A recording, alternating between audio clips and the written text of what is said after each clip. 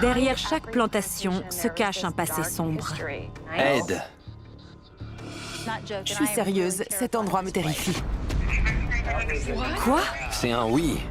Tout de suite après la guerre, il s'est suicidé.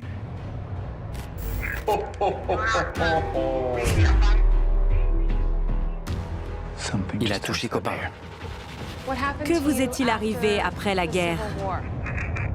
Suicide. Quand les morts sont oubliés, ils ne trouvent pas le repos. Oh là là, tu m'as touchée? Pas du tout. Je suis Amy Bruni. Une rencontre paranormale a changé ma vie. Depuis cette expérience, je cherche des explications à l'inexplicable. Il a dit oui. Je suis Adam Berry. À Gettysburg, des ombres et des cris de soldats morts m'ont convaincu que le surnaturel existe. C'est pas vrai. Ensemble, nous cherchons à apaiser les vivants. Vous ne pourrez pas nous dissuader. En faisant parler les morts. Je vous le demande une dernière fois. Quel est votre nom? Nous faisons le lien entre ces deux mondes.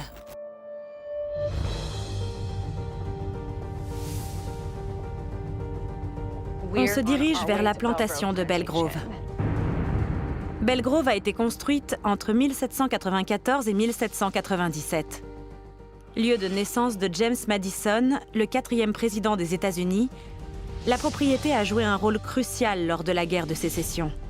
Michelle, avec qui nous avons rendez-vous, vit à la plantation avec son mari. Ils ont transformé le domaine en chambre d'hôte. Michelle nous a contactés car même si elle pense que Belgrove est hanté, elle a l'impression qu'une entité sombre et maléfique est apparue récemment.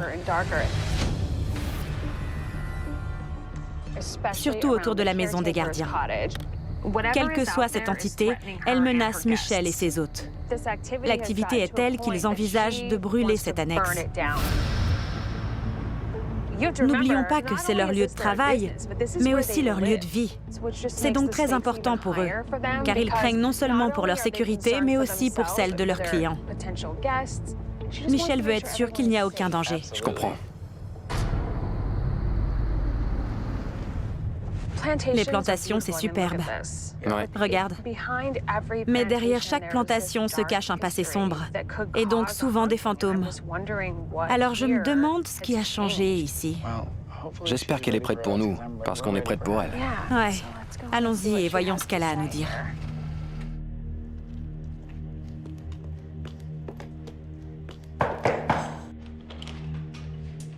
Bonjour, ça va? Bien, enchantée. Il s'est passé beaucoup de choses. Vraiment? L'activité s'est Oui. intensifiée? Oh oui. Ok. Ok, par où on commence? On va à l'étage, dans les chambres Madison et Turner. La chambre Turner est le lieu le plus hanté de la maison. Mais je dois bien dire que depuis peu, la Madison est également très active. Il y a eu beaucoup de phénomènes dans cette chambre ces derniers temps. On a aussi le fantôme d'un petit garçon, Jacob. D'accord. Il est très espiègle. Il aime jouer à l'étage. On entend une balle rebondir dans le couloir. Entre les chambres? C'est ça. Quoi d'autre? Celle qui apparaît souvent, c'est la dame en blanc. Elle a été vue plusieurs fois ici. Une idée de qui ça pourrait être? On pense que c'est Carrie Turner. Cette maison a appartenu à la famille Turner entre 1839 et 94.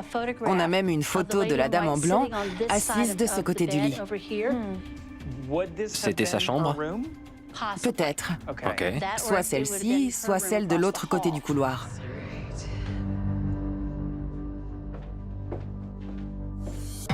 Voici la chambre Turner.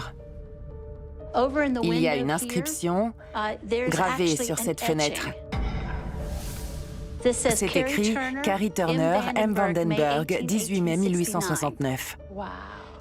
Carrie Turner, qui est selon nous la dame en blanc, a écrit son nom sur la fenêtre.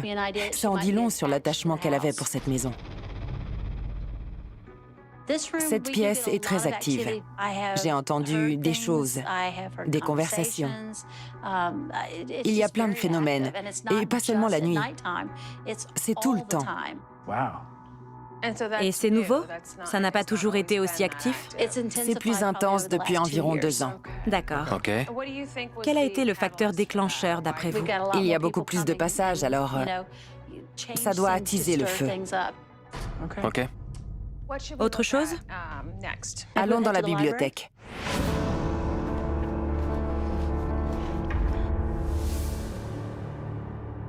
Voici notre bibliothèque. D'accord. Ces objets ont été découverts sur la propriété.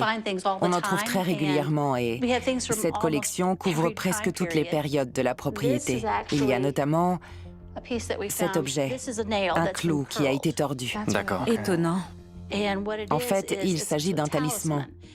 Les esclaves venus d'Afrique ont ramené leurs croyances avec eux. Ce n'est pas du vaudou, mais du houdou. Et ceci en fait partie. Ils créaient des choses en tordant le fer et ça devenait des talismans pour chasser les mauvais esprits. Qu'est-ce qui vous fait croire que c'était aux esclaves qui étaient ici? J'ai demandé à un archéologue de l'étudier. C'est lui qui m'a permis de le dater. Vous pensez qu'ils avaient une raison de croire qu'il fallait chasser le mal? Ou bien ils faisaient ça tout le temps? Je ne sais pas. Intéressant. J'avais jamais vu ça. Où a-t-il été trouvé précisément? Près de la maison des gardiens, où se trouvait le quartier des esclaves. Où va-t-on maintenant? On va descendre ici. C'est notre cuisine d'hiver. Les esclaves apportaient la nourriture et la cuisinaient ici pour leur famille. Est-ce que l'une de ces photos, ou même plusieurs, sont en lien avec cette pièce? Ce qui est vraiment lié à cette pièce, ce sont les papiers affichés là-bas. Ils recensent les esclaves qui ont vécu ici. Ce sont des actes de décès. Ça, là? Oui, oui. Leur nom complet, leur âge au débarquement, la cause du décès, qui était leur propriétaire. Et ils sont morts ici? Oui, pour la plupart. On parle de quelle période? De 1678 à la guerre. Donc 1860. Oui, cette pièce est très active. Par exemple? Je mettais des affaires dans le sèche-linge et soudain j'ai entendu derrière moi une voix grave et rauque qui a marmonné quelque chose d'inaudible. Où vous sentez-vous le plus mal à l'aise sur la propriété? Il y a un endroit où je ne vais pas, parce que je ne m'y sens pas bien du tout. C'est la maison des gardiens. L'esprit qui hante cette maison peut se montrer menaçant. Personnellement, je ne m'en approche même pas. Je garde mes distances. Vous n'entrez même pas? Non. J'y suis allée une fois et je suis ressortie tout de suite. Je le ferai plus. D'accord. Vous voulez bien nous y emmener? Oui, mais je reste dehors.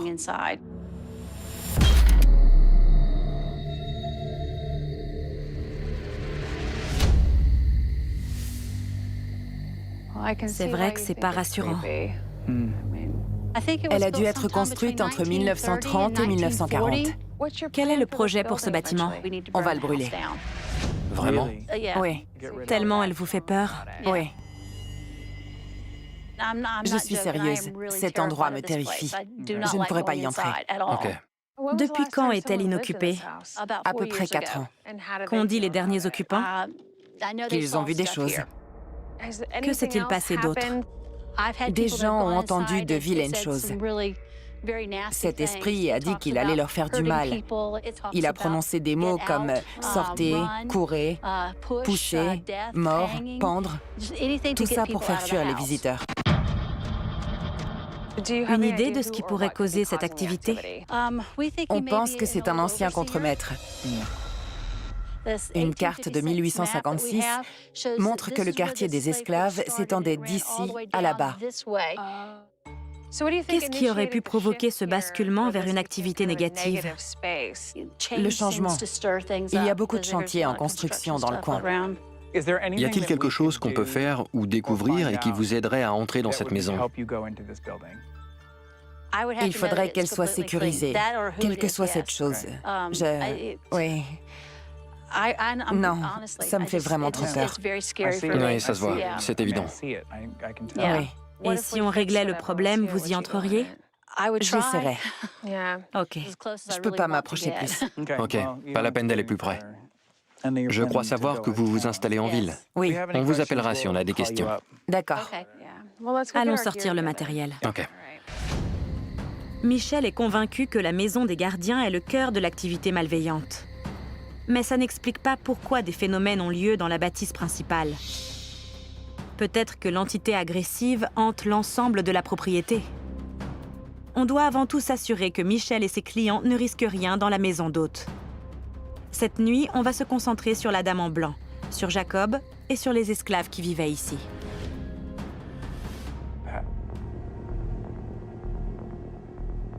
Qu'est-ce que c'est?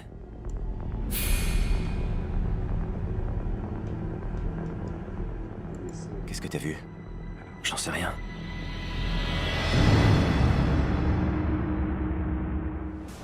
Y a-t-il un petit garçon qui aime jouer? On a amené... Il a touché copain.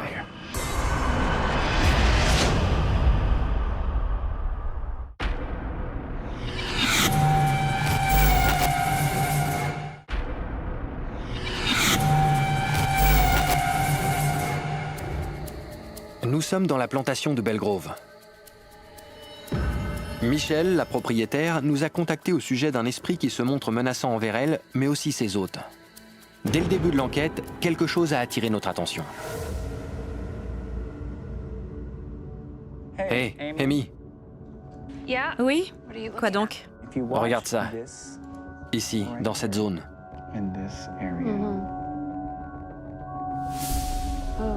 D'un coup. C'est dans la cuisine d'hiver où travaillaient les esclaves. Je mettais des affaires dans le sèche-linge et soudain, j'ai entendu derrière moi une voix grave et rauque. On devrait y aller. Je vais prendre l'artefact, le petit clou. Le talisman va nous servir d'objet déclencheur, parce qu'il était important pour les esclaves qui vivaient ici. Fabriqués par leurs soins, il symbolisait leur croyance et leur protection. Ces esprits seront peut-être plus enclins à nous parler s'ils voient cet objet.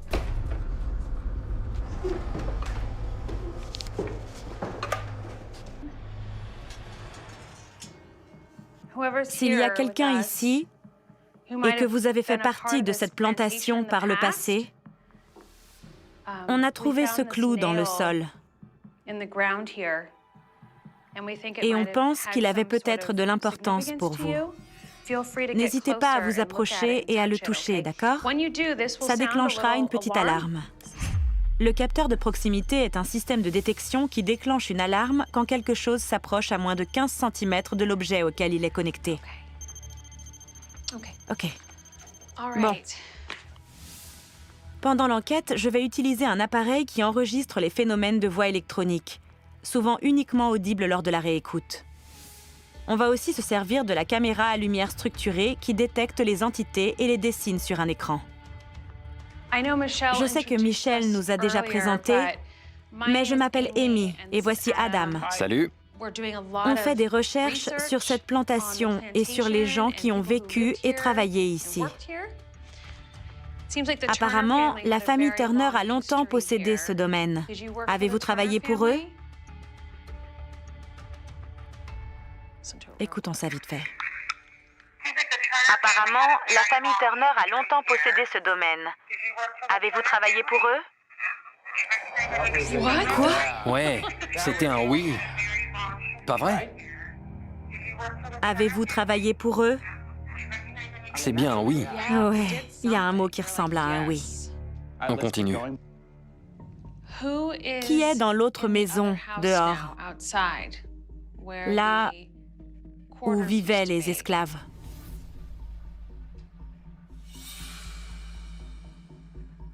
Comment vous appelez-vous? Allez-vous là-bas? Est-ce quelqu'un de dangereux? Bon, on écoute. Qui est dans l'autre maison, dehors? Là où vivaient les esclaves. Il semble qu'il y ait quelqu'un de pas très gentil. Vous savez qui c'est? Comment s'appelle-t-il? Est-ce quelqu'un de dangereux? Rien. Ce qu'on sait par contre, c'est que les personnes qui sont ici connaissent les Turner. Ils travaillaient pour eux, ils l'ont dit. J'ai envie de continuer à poser des questions. On n'a qu'à aller dans d'autres pièces et interpeller les autres fantômes évoqués par Michel. On pourra les questionner sur la maison des gardiens pour essayer d'avoir plus d'informations. Continuons de creuser. On peut mener l'enquête dans les chambres à l'étage où on va dormir cette nuit. Ça provoquera peut-être des réactions. Ouais, d'accord. Bon, on monte.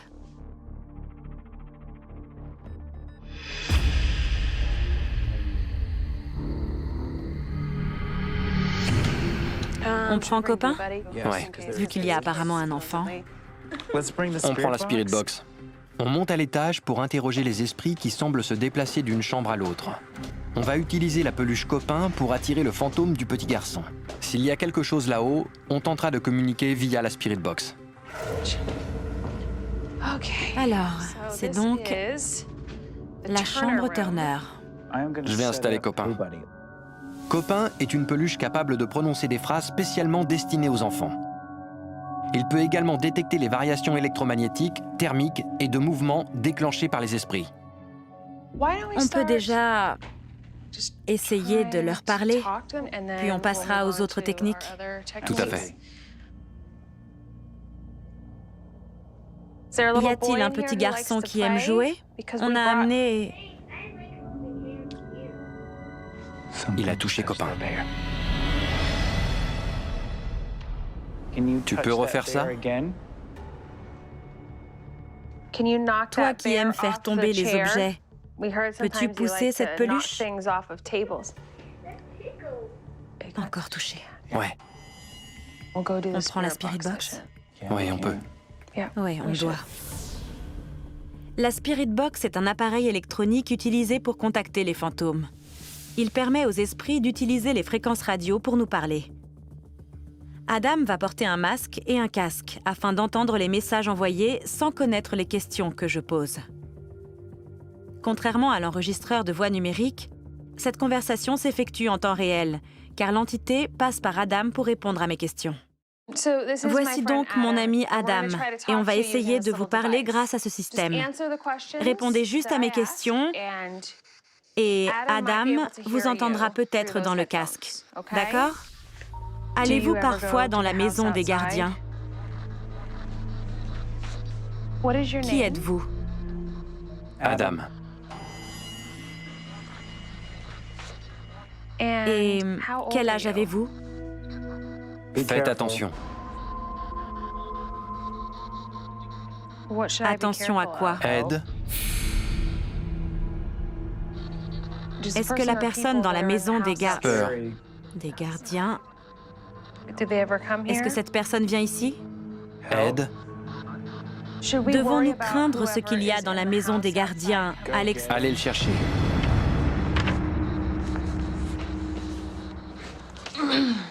La vache. C'était vraiment bizarre. L'une des séances les plus bizarres que j'ai faites. Pourquoi? J'étais juste... À un moment, j'étais complètement parti. T'as pourtant dit des choses intéressantes. Dès le début, j'ai dit « Qui êtes-vous » et t'as dit « Adam », ce qui est bizarre. Ouais, c'était bizarre. C'était une voix très rauque. Genre « Adam », ce genre de voix. À la question « Quel âge avez-vous » tu as dit « Faites attention ». J'ai demandé à quoi et tu as dit « Aide ». Ça, c'était un enfant. Une voix très légère. Vu que Copain a été touché, ça confirmerait la présence de Jacob. Oui, il demande peut-être de l'aide. Peut-être. J'ai dit « Cette personne vient-elle ici » et tu as dit « Aide ». Le deuxième Ed, c'était une femme âgée, pas le petit garçon. OK. Puis, j'ai parlé de la maison des gardiens. Et avant même de finir ma phrase, tu as dit « Allez le chercher ». Ce que je trouve intéressant, c'est qu'à part la première réponse, les autres venaient d'une femme ou d'un enfant.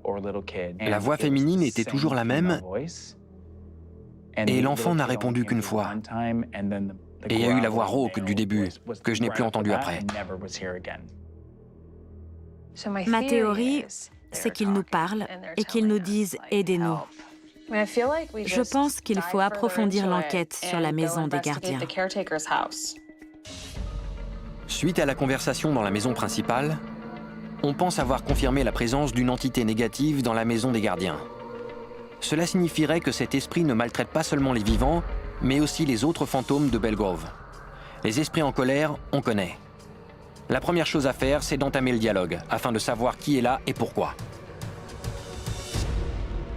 Bon, à toi l'honneur. Quoi? Moi? Ouais.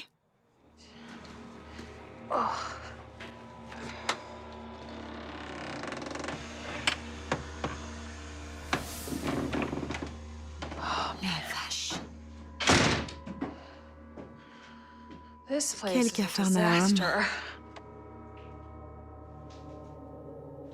Envisager de détruire une maison à cause d'un fantôme, ça me sidère. Ouais, ou de la brûler. Oui, ils ont tellement peur que ça leur paraît logique. Ils ne voient que cette option. Oui, Ce que Michel ne voit pas, c'est que cette entité est certainement antérieure à la maison. Elle risque donc d'être encore là après sa destruction. Je pense qu'il faut résoudre le problème de l'intérieur. oui.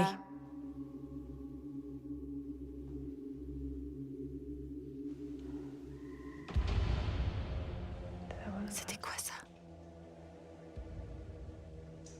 J'ai entendu. Ouais. On aurait dit un homme.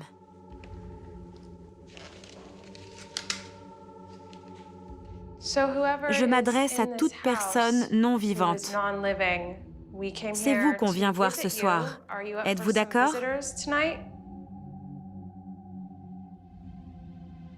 Il semble que vous soyez souvent seul ici. Ça vous plaît? Vous êtes là? Si vous parlez au niveau de cette petite lumière rouge, on vous entendra. Qui êtes-vous?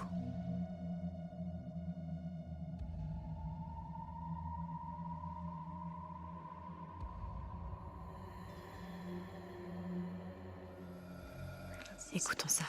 Je sens qu'il y a quelque chose. Je m'adresse à toute personne non vivante. C'est vous qu'on vient voir ce soir. Êtes-vous d'accord? C'est pas vrai! Tout de suite après la guerre, il s'est suicidé. On veut juste savoir qui se cache dans cette maison. J'y crois pas! Ça, c'est son nom!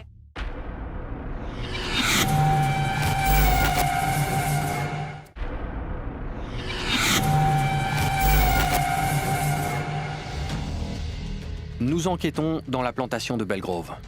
Est-ce que la personne dans la maison des gardiens... Peur. Des gardiens? On se trouve dans la maison des gardiens. Michel, la propriétaire, en a tellement peur qu'elle envisage de la brûler. Je m'adresse à toute personne non vivante. C'est vous qu'on vient voir ce soir. Êtes-vous d'accord? Il a dit ta gueule. Ta gueule. Bonjour l'accueil. On vient à peine d'arriver. Vu la façon dont vous nous parlez, vous semblez utiliser un vocabulaire assez grossier. Mais si vous voulez nous faire partir, il va falloir en faire un peu plus.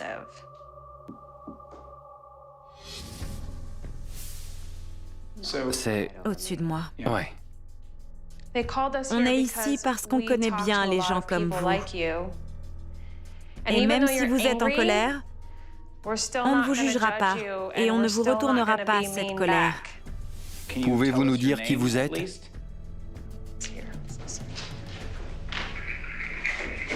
la façon dont vous nous parlez, vous semblez utiliser un vocabulaire assez grossier. Et même si vous êtes en colère, on ne vous jugera pas et on ne vous retournera pas cette colère. Pouvez-vous nous dire qui vous êtes? Rien. Bon, on devrait faire le point. Ouais, c'est bon pour cette nuit. C'était intense. Par définition, ce genre de personnes ne dévoile pas beaucoup d'informations.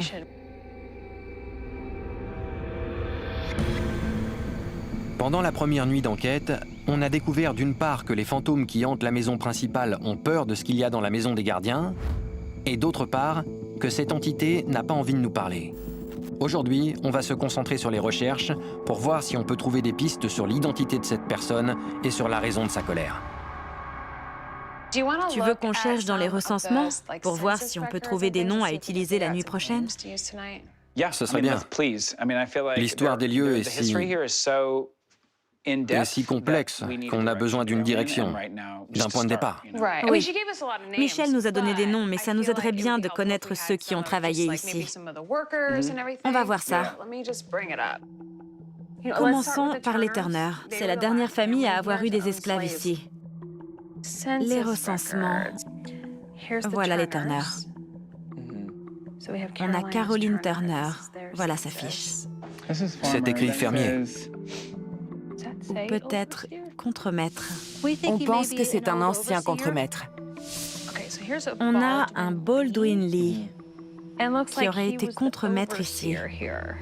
C'était en 1850. Mais tous les documents qui en parlent sont à la bibliothèque de Virginie. Ok. Si on leur demande, ils peuvent nous faire des photocopies de ces documents et on y verra peut-être un peu plus clair sur ce qui s'est passé ici.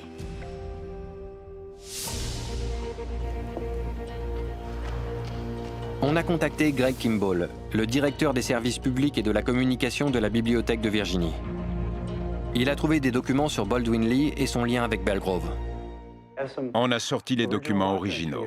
Merci beaucoup pour votre aide. Apparemment, il s'en est passé des choses sur cette plantation. Oui, en effet. Les Turner ont joué un grand rôle dans cette propriété. Visiblement, Baldwin Lee était le contremaître de l'époque. Il semble y avoir travaillé longtemps. Exact. Et que sait-on sur son histoire dans cette plantation? Ce ne sont que des chiffres, mais il est inscrit dans le recensement en tant que contremaître. Et il s'est suicidé en 1868. Il y a juste ce petit texte qui dit « Monsieur Baldwin Lee, citoyen honnête et respecté, s'est donné la mort chez lui la semaine dernière en se tranchant la gorge avec un rasoir. » C'est violent, non? Oui. C'était juste après la guerre. Oui, l'économie des États du Sud s'est effondrée et il a vu son métier disparaître. A-t-il quitté la propriété? Je ne pense pas. Il devait être sur la plantation. Il n'y a aucun moyen de savoir s'il travaillait encore pour les Turner. Ce ne sont certainement que des spéculations, mais je pense qu'il ne savait pas quoi faire d'autre. Il avait beaucoup perdu. En quoi consistait son travail? En tant que contremaître, on ne peut pas savoir comment il se comportait vraiment, mais son métier consistait à forcer les gens à travailler. C'était un chef d'esclaves. On peut donc imaginer qu'il utilisait un certain degré de violence. Mais ces questions restent en suspens et on n'en saura certainement jamais plus. C'est sûr. Oui. Baldwin Lee a mis fin à ses jours. C'était donc un homme tourmenté. Si c'est lui qui occupe la maison des gardiens, on doit en savoir plus sur la personne qu'il était. On a demandé à Rita Wagstaff, une professeure d'études afro-américaines, de nous en dire plus sur le métier de contremaître. Aujourd'hui, les choses ont beaucoup changé et on aimerait donc comprendre comment vivaient les gens sur une plantation. Le quartier des esclaves commençait par ici et s'étendait jusque là-bas. À un moment, il y a eu une centaine d'esclaves ici. C'était à l'époque de la famille Turner. À quoi ressemblait une journée ordinaire pour eux? Ils se levaient certainement vers 4 heures du matin. Ils travaillaient du lever jusqu'au coucher du soleil. Peut-être qu'ils prenaient un petit déjeuner, peut-être pas. Puis ils partaient au champ et commençaient le travail. Ils travaillaient toute la journée jusqu'au soir. Certains continuaient même après, dans les granges. Puis ils rentraient et préparaient leur maigre repas. Le propriétaire leur fournissait chaque semaine des pommes de terre, un peu de viande séchée, du maïs, de la semoule de maïs, et ils recevaient des rations hebdomadaires. OK. Et c'était à eux de préparer leur repas. Et il fallait subvenir aux besoins de la famille. Oui, subvenir aux besoins de sa famille et travailler toute la journée, malgré la malnutrition. Il y avait un contremaître qui gérait tout ça. Que faisait-il? C'était quoi son boulot? Le contremaître était l'homme blanc chargé de diriger les esclaves. Les contremaîtres punissaient-ils les esclaves ou bien donnaient-ils juste des ordres? Il les punissait. Vraiment? D'accord. Certains étaient fouettés, d'autres battus, parfois à mort. Qui pouvait les en empêcher? C'est vrai. Oui. Qui? Franchement, c'est dur de comprendre, mais on ne peut pas oublier. Ce qui est étrange, c'est qu'on ne sait pas grand-chose sur la personnalité du contremaître qui fait l'objet de nos recherches. On ne peut que supposer. On sait juste qu'il s'est donné la mort. Tous ceux dont on a des traces étaient des gens méchants. D'accord. De toute évidence, il devait être une personne assez horrible pour accepter d'exercer une telle profession. Mais c'était une autre époque. Oui. Alors ils ne considéraient pas que c'était un métier ignoble. Ils se disaient, c'est le travail, c'est comme ça. C'est pour ça que c'est important qu'on comprenne bien. Parce qu'à mesure qu'on en apprend davantage sur ce pan de l'histoire, notamment grâce aux objets qui sont exposés par la propriétaire des lieux, qui fait tout pour réunir un maximum d'informations sur les esclaves qui vivaient ici, sur leur vie, sur ce qu'ils sont devenus, on essaye de respecter au maximum ce qui s'est passé ici. C'est une belle et grande demeure, mais elle a un passé plutôt sombre. En tout cas, merci. De rien. Merci beaucoup pour votre aide. Si Baldwin Lee vit dans la maison des gardiens, ça expliquerait l'accueil agressif qu'il nous a réservé. Son métier consistait à diriger et punir des gens, mais ça n'explique pas la raison de sa présence. Maintenant qu'on a un nom, on va essayer de s'en servir pour savoir s'il s'agit bien du contremaître.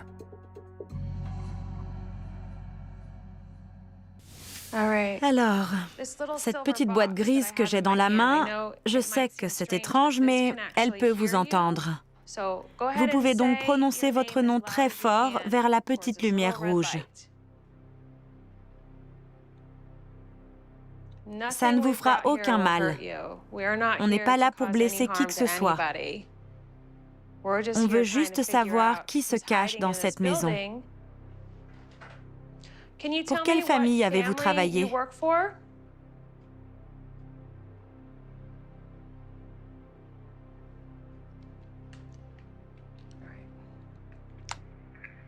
Alors, cette petite boîte grise que j'ai dans la main, je sais que c'est étrange, mais elle peut vous entendre. Vous pouvez donc prononcer votre nom très fort vers la petite lumière rouge. C'était quoi? Un nom. Ouais. On veut juste savoir qui se cache dans cette maison. J'y crois pas! Ça, c'est son nom. Encore son nom. On n'est pas là pour blesser qui que ce soit. On veut juste savoir qui se cache dans cette maison. Baldwin! On peut vous aider? Que vous est-il arrivé après la guerre? Avez-vous vécu ici jusqu'à la fin?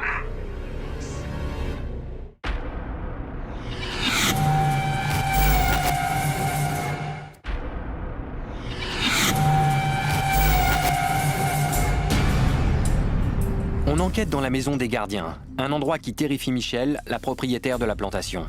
Et alors qu'on cherche à savoir si c'est bien Baldwin Lee qui hante ce lieu, on pense avoir une autre réponse. Baldwin! On peut vous aider. C'est très clair. Pour quelle famille avez-vous travaillé? Turner? Non, c'est sérieux? Il a dit Turner. Oui, Turner. Repasse-le.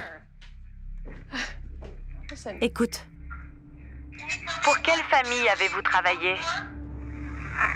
Turner? Baldwin? Il est ici. Maintenant, on doit le faire parler plus. oui. Baldwin, que vous est-il arrivé après la guerre?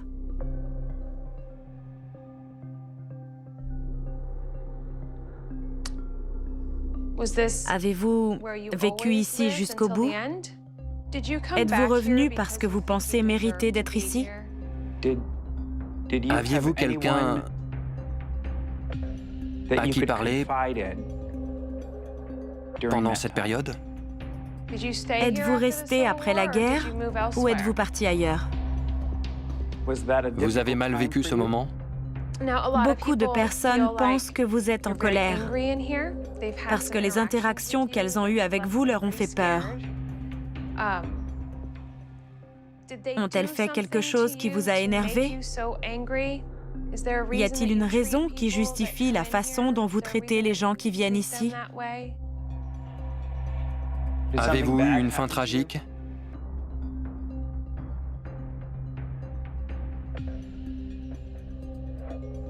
Avez-vous essayé de partir?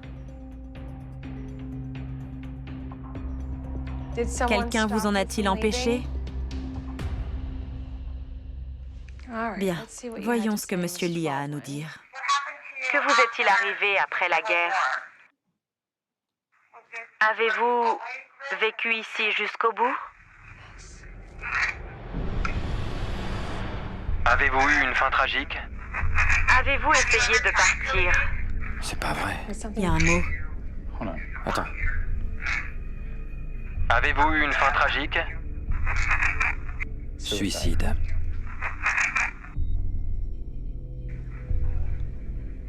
Suicide.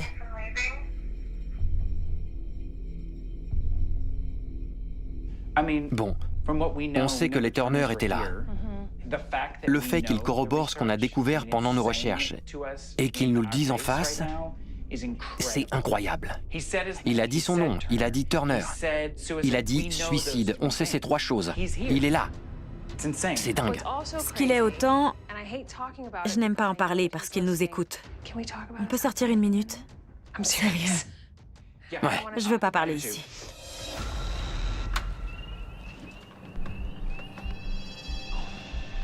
On a établi un lien de confiance avec quelqu'un qui n'est probablement pas une bonne personne. Non. Il a fait des choses terribles, mais en même temps, il faut continuer la conversation. C'est vrai. C'est un vrai cas de conscience. Est-ce qu'on lui parle franchement, au risque de le braquer et qu'il refuse de parler? C'est ça. Mais il s'est peut-être suicidé par culpabilité. On ne sait pas encore. Sinon pourquoi? Là, c'est... Très dur. Je pense qu'il faut le faire parler, pour qu'il nous donne des informations, plutôt que de le froisser et qu'il se taise. Oui. Allons-y. Ouais, il faut essayer. Ouais. On s'adresse à un homme qui était payé pour battre des esclaves. Ça va être dur de rester poli. Mais on a une mission à accomplir. Découvrir pourquoi Baldwin est ici.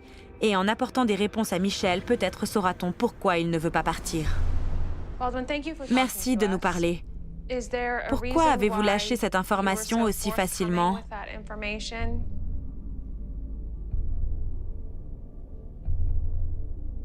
Avez-vous des regrets?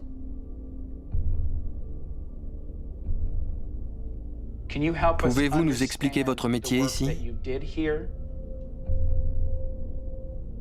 On aimerait vous comprendre. Pourquoi avez-vous lâché cette information aussi facilement? Avez-vous des regrets? Oui. J'ai des frissons de partout. Pouvez-vous nous expliquer votre métier ici? Je pense qu'il ne parlera plus. C'est dur d'être gentil avec quelqu'un. Oui. Monsieur Lee, on va vous laisser tranquille.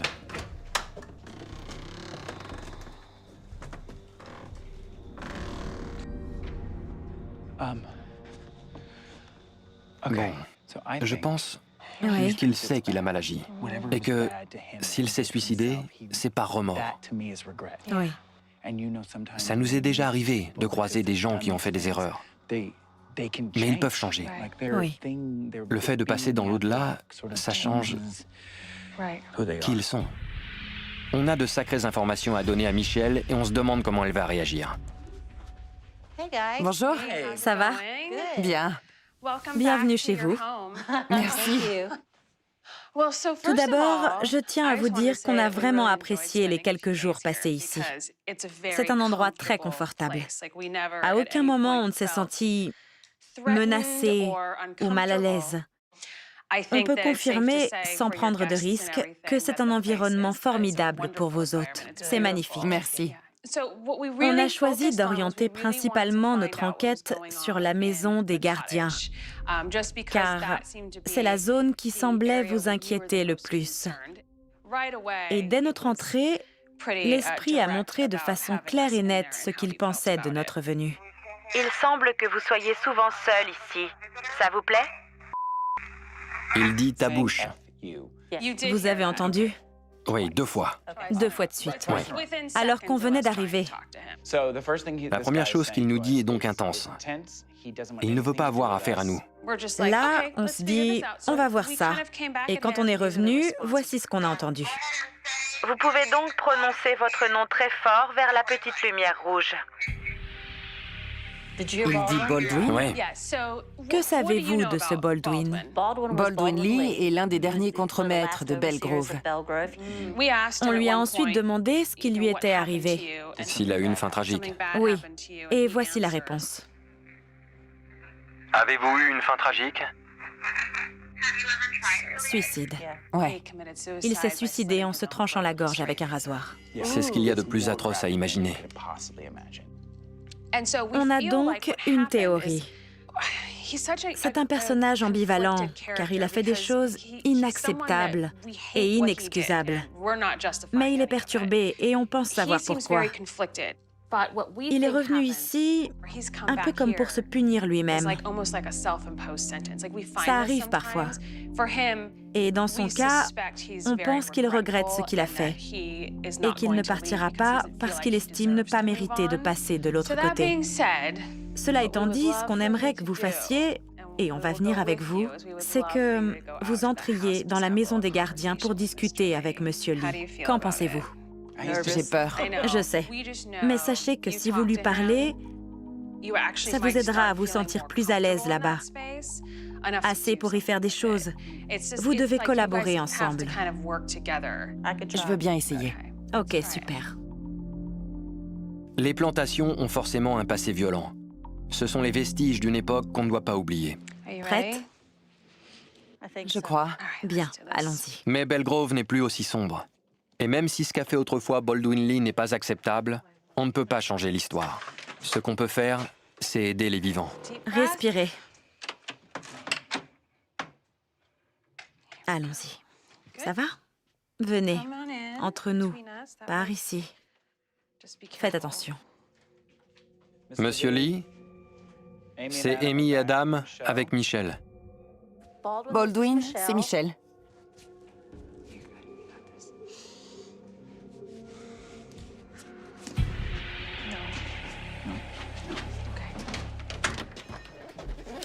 Désolée. Il ne faut pas. C'est bien, une étape à la fois.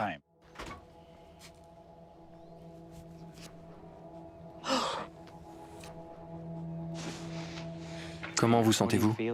Ça doit se régler entre lui et moi. Ok. Parfois, ça ne se fait pas du jour au lendemain. Il faut vous laisser du temps. Ouais. C'est un peu trop tôt. Pas de souci, tout va bien. Vous avez réussi à entrer à l'intérieur. On est fiers de vous. Cette affaire a été particulièrement difficile pour nous. Ce n'est pas toujours facile de mettre ses convictions de côté pendant une enquête. C'est un premier pas formidable. La relation entre Michel et Baldwin a toujours été basée sur la peur. Mais peut-être ce dernier cherche-t-il à expier les péchés qu'il a commis de son vivant. Ce qu'on espère, c'est que Michel saura un jour lui tenir tête et qu'elle se sentira en sécurité dans la maison des gardiens.